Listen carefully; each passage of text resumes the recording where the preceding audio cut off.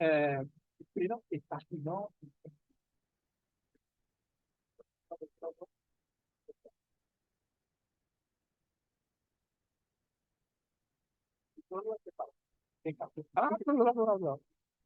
Espero que casi todo ya lo que voy a explicar lo sepáis, porque si no, puede que os desilusionéis un poco. Yo creo que ya lo sabéis, pero vamos a reflexionar sobre ello. ¿Cómo aprende el cerebro de manera eficaz, real y eficaz? Historia. Yo estudié filología, estudié otras cosas más y me dediqué al audiovisual y entonces una catedrática de la Complutense me dice que hable con ella de las pantallas, de por qué tantos niños se estropean. Yo en aquel entonces ya trabajaba con alcohólicos.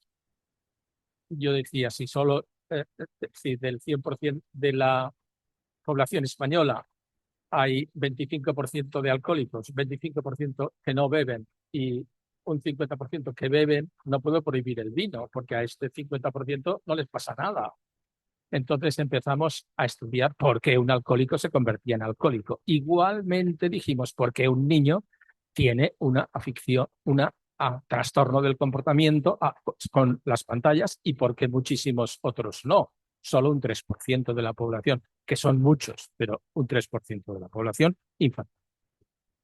Y entonces empezamos a pensar qué pasaba en el cerebro. Yo en aquel entonces no había pensado en mi vida en la dualidad cuerpo-cerebro. Para mi cuerpo-cerebro era un humano.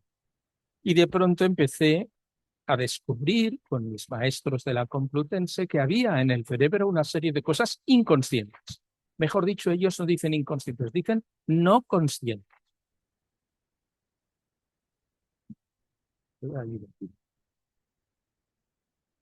Entonces, el cerebro aprende en tres instantes neurobiológicos. En el primero, percibe y distribuye. Esto lo hace, bueno, después valora emocionalmente y finalmente controla y decide. Los dos primeros son dos procesos no conscientes. Suceden y nosotros no intervenimos. Interviene nuestro superalgoritmo.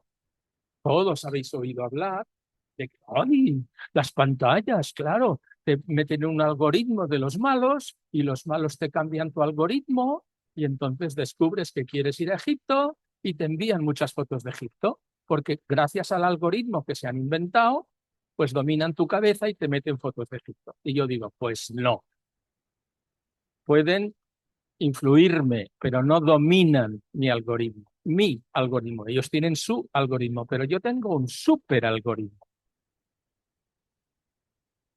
El primer instante se da en una cosita que suena, que se llama el tálamo. Todos los datos que hacen así, llegan al tálamo y el tálamo, atentos, de manera no consciente, basándose en los datos que ya desde la época prenatal se han ido configurando dentro de mi cabeza, el tálamo decide lo que entra y lo que no. Bárbaro. Lo que entra y lo que no. El para, que es el sistema, eso que veis ahí, que es muy desconocido para los humanos. Es el sistema de activación reticular ascendente, pero se llama SARA. Es que una vez el tálamo ha cogido tal, él dice, bueno, pues todo lo que me pasas lo distribuyo y lo voy a poner donde yo creo. Eso también es inconsciente. Y el tronco encefálico sube mucha información de muchos sitios. Lo del frío, el calor, todo eso. Fijaros, en el neonato, perdón, neonato no, el nonato o prenato y el niño pequeño, hasta los 3 o 4 años, se forma ya un superalgoritmo que conforma. Atentos, porque esto lo tenéis que recordar para ser eficazmente educadores. Ya se forman en su superalgoritmo primeras asociaciones, ya se forman preferencias, ya se forma seguridad, apego y miedo. En el prenato, en el prenato. O sea, el prenato coge miedos.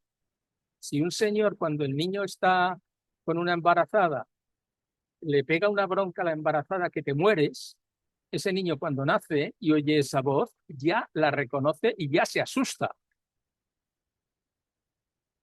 ¿Os parece fuerte? Bien. Condicionan todos estos primeros asociaciones, preferencias, seguridad y apego, y sin embargo, ese niño cuando digiere, todos cuando digerimos, nuestro cerebro no interviene, es absolutamente no consciente. No podemos intervenir en medio de la digestión, podemos intervenir en comer o no comer, en comer mal o comer bien, pero la digestión se dispara ella sola. No sé si sabíais que solo se dispara si tomamos proteína. Si solo tomamos carbohidratos, se dispara. Bien. Es un hecho no consciente. La circulación sanguínea es un hecho no consciente. Nosotros no intervenimos. Podemos modularlo, tal, pero la cosa funciona sola. Claro, dices, bueno, pero entonces el cerebro es algo distinto del cuerpo. Sí, el hombre está configurado como cuerpo. Yo soy filólogo, con lo cual no me pidáis, porque no me da la gana, porque soy filólogo, exactitud en las palabras. No, pero bueno, el cuerpo, pues además está configurado con inteligencia, voluntad, alma, psique, espíritu, como lo queráis llamar, pero hay una parte espiritual que los científicos no tenemos ni idea ni de dónde está, ni si existe, ni si está, pero lo cierto es que nosotros sabemos que hay una parte que no podemos medir, ni tocar, ni negar que existe, porque sería una falta de responsabilidad. Nosotros somos autoconscientes, que es lo único que nos diferencia, creo, de los animales. Bien, estas partes conscientes y no conscientes, cuando me queden tres, entonces vaya. Esta parte consciente y no consciente se da en otros procesos. Por ejemplo, en la terapia de un enfermo de adicciones o de drogas, hay cosas que tienes que saber, que tienes que influir en su no consciencia, y si no, no se va a curar, porque tiene ya el cerebro neuroadaptado, tiene ya un algoritmo, super algoritmo, tocadete, y tú tienes que intervenir, nada más y nada menos que en su coco. Por lo tanto, hay que aprender a hacerlo. Y ahora ya por fin, ves, no he tardado tanto, llego al aprendizaje. Yo no soy capaz, no soy capaz. Es más, cuando empecé a hablar de aprendizaje en el tema de la educación, del uso de las pantallas, como empecé a ver que había infinidad de sabelotodos, o de, perdón, de científicos y de gente que sabía mucho, que decían que las pantallas eran muy malas y que iban a destrozar a la humanidad, y había una señora que decía, esto es cocaína para el cerebro. Bueno, pues yo dije, va a ser que no me lo creí, y empecé a estudiar. Y hoy tengo mucho ya escrito y mucho habilitado. Gracias a Dios esas espiritualidades se han ido frenando y todos ya sabemos que esto es peligrosísimo, horroroso según cómo se use, puede hasta matar, y al mismo tiempo es utilísimo y maravilloso para si se usa bien. ¿Qué pasa? Que ni nos han enseñado ni hemos sabido enseñar. Bueno, esto ha pasado en muchos momentos de la vida. Enseñemos bien. Entonces, me acuerdo que un tío de Telefónica me dijo, entonces tú puedes educar en el buen uso de las pantallas. Yo les dije, sí, pero además puedo educar en el buen uso de las pantallas eficaz. Es decir, que se les quede grabados a los niños en la memoria a largo plazo. 3. Mira, este es el primer.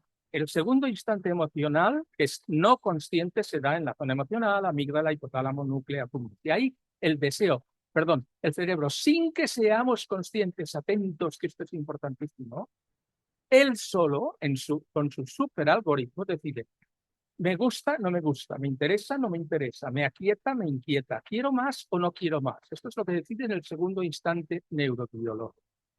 Y en el tercer instante biológico, cuando ya los datos llegan valorados a la corteza prefrontal, el humano reflexiona con presión, control, frena impulsos, selección, compara opciones, toma de decisiones, inteligencia, voluntad, actividad y el castigo. Bien.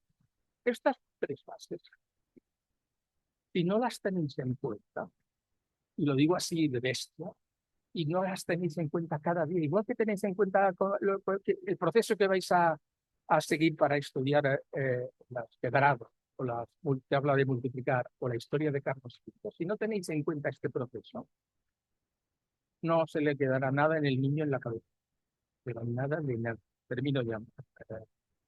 Es decir, no enseñamos, aprenden, y aprenden voluntariamente. Educar, si queremos educar, tenemos que educar en la zona no consciente, cuando no se dan cuenta, en la zona emocional. Pero cuando nosotros les mostramos, cuando explican, cuando nosotros queremos explicar, configurar gustos, vivir valores y facilitar experiencias, estoy en la última,